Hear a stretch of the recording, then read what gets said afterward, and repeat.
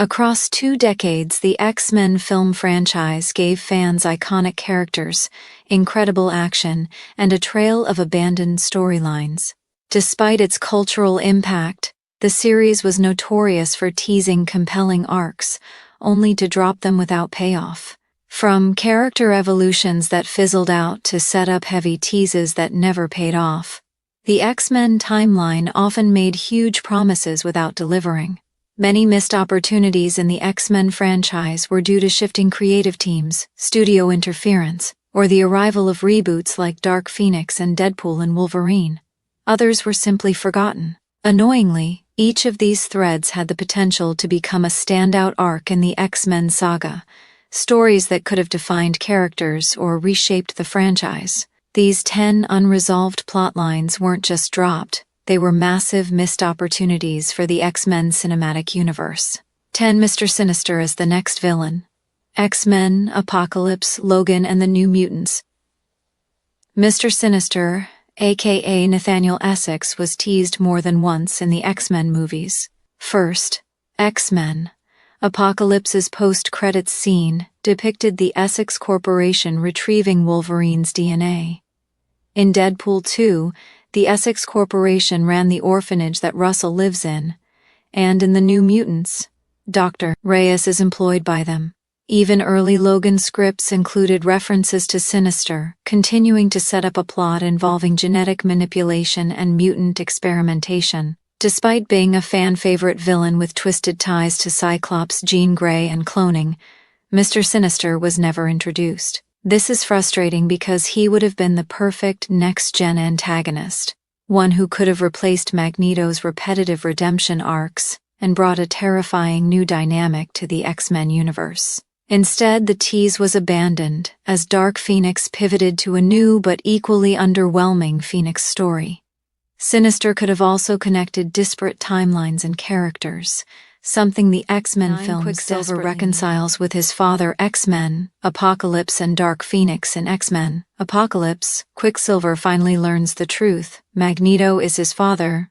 It sets up what should have been a powerful and emotional subplot where Quicksilver confronts his father, maybe even helping to redeem him.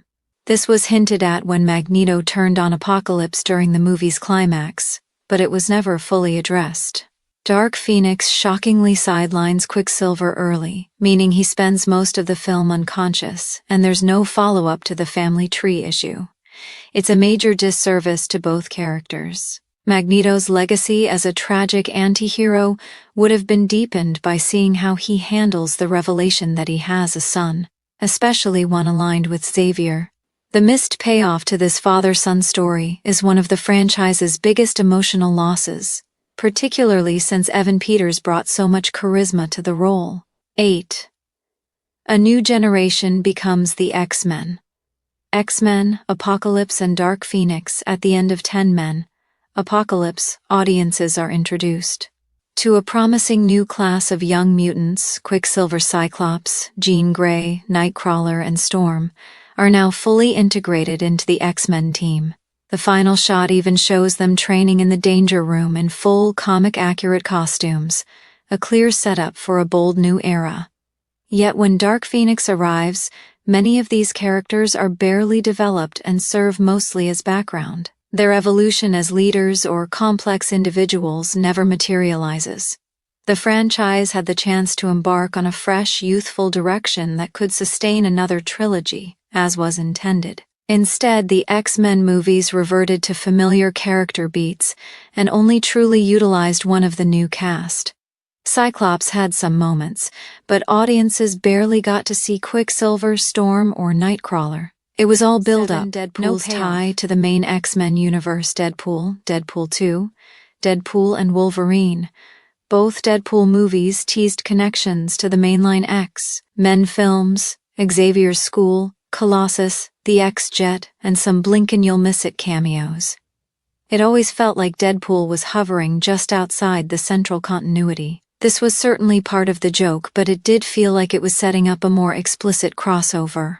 With Deadpool and Wolverine transitioning the eponymous characters to the MCU, that opportunity was effectively over, instead delving into multiversal variants and legacy cameos. While Hugh Jackman's Wolverine did indeed star, he was explicitly not the Wolverine from the X-Men movies. What could have been a clever way to bridge the old and new instead became a farewell parade. A deeper integration between Deadpool and the core X-Men characters could have fleshed out both sides. Instead, audiences get fragments of connection but no real fusion. The Cure's long-term consequences.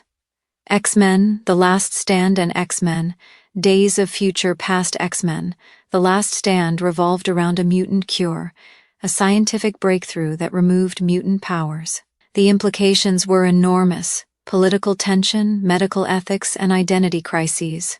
Rogue takes it. Magneto and Mystique are forcibly injected. Beast is involved in distributing it. Yet in Days of Future Past, this game-changing concept is forgotten. Magneto has his powers again without explanation. Rogues are mysteriously restored. And the idea of the cure isn't referenced. This storyline could have been the foundation for the Sentinel narrative, offering some context to humanity's response. Instead, it became a footnote. Had the franchise committed to showing the cure's impact, it could have fit into the wider themes of mutant survival and autonomy, and bridge the gap between The Last Stand and Days of Future Past.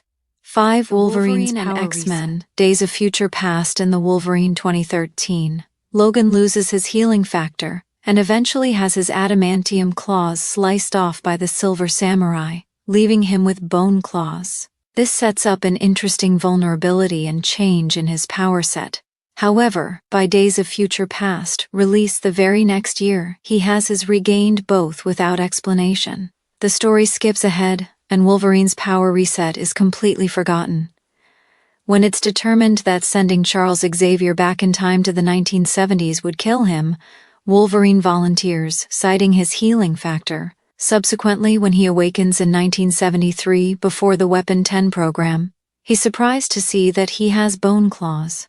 Despite the Wolverine setting up Days of Future Past with Xavier and Magneto in the post-credits scene, the X-Men movies seem to completely ignore its developments and just return Wolverine back to his status quo. 4. The Phoenix returns. Dark Phoenix. At the end of Dark Phoenix, the final shot pans to the sky, where a fiery Phoenix silhouette streaks across the clouds, a tease that Jean Grey is still alive or perhaps has evolved into a higher being. It was a strange move, echoing the end of X2, X-Men United, and thereby hinting at Jean Grey's return, possibly fully bonded with the Phoenix Force, or even returning from the dead in a manner closer to the comics. Unfortunately, the franchise ended there. There was no follow-up film, and the tease became yet another empty gesture. The idea of John living on as something more, something cosmic, could have rebooted this series into more galactic territory. It was the perfect way to start exploring Shi'ar Empire lore or galactic-scale X-Men adventures. Instead, it flamed out on arrival. 3. Mystique rescues Wolverine as William Stryker. Days of Future Past and X-Men. Apocalypse in Days of Future Past, a clever twist shows Mystique impersonating William Stryker to take Wolverine into custody. It's never entirely clear what Mystique's motivations were. She saves Wolverine from drowning after his battle with Magneto, but then hands him over to the Weapon X program where he'll be experimented on and tortured. It is also hard not to wonder how the real Stryker fits into this. By X-Men Apocalypse, Wolverine was firmly under the real Stryker's watch, escaping from the Weapon X facility. Mystique, meanwhile, had returned to her mutant liberator role, complicating the fact she handed Logan over to the military even further. It's very confusing, and seems like another example of the X-Men movies ignoring parts of the previous movie in order to set up the next.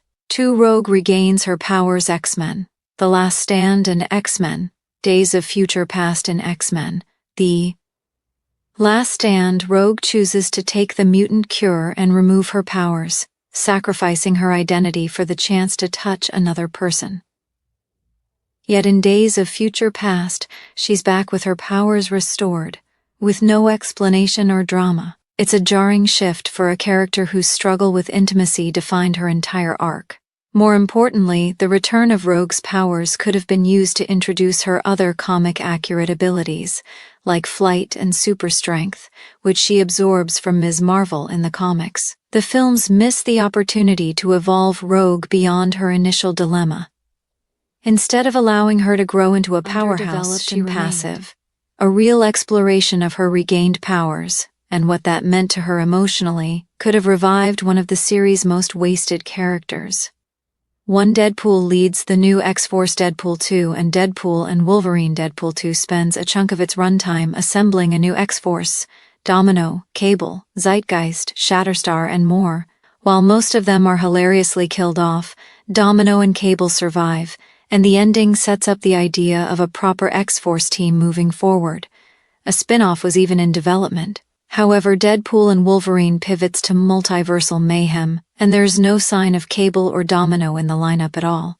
The franchise abandoned a team dynamic that had real potential. Deadpool leading a team of morally gray mutants could have been a perfect bridge between his chaotic style and traditional superheroism. Cable's seriousness paired with Wade's chaos was gold, and Domino had breakout star potential. Instead, the X-Force dream was shelved, robbing audiences of what could have been Marvel's weirdest and most entertaining squad in the X-Men franchise.